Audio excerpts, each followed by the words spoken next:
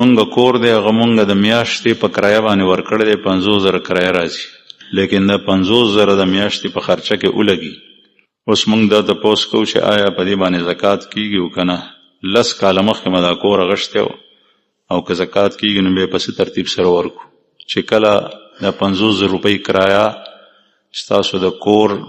په خرچه کې ځي او تاسو سره جمع کیږي نه نو په تاسو باندې زکات نشته. بل تپوس یې کړی دی چې مونږ یو بل کور اغشتی 12 کاله مخکې د هغې د میاشتې آمدن 42,000 روپۍ دی لیکن چې کله ما اغشتی نو بیا مې دا سوچ کړی چې یو 2 کاله پس پې خرڅو نو په هغې باندې زکات شته ځکه چې کله کور جیداد یو شی په دې نیت والی چې زه به په ګټه باندې خرڅوم بیا دا تجارت دی او د تجارت په مال کې زکات شته د کور په هغه ټول مالیت کې زکات شته. بل چې تا یو کس د دواړه تپوسونه تا کړي دي نه معلومیږي چې 42,000 ستا دا آمدن دی نو خامخا به تا سره پیسې جمع کیږي نو چې نصاب ته رسېدلي پیسو باندې تا سره کال تیر شي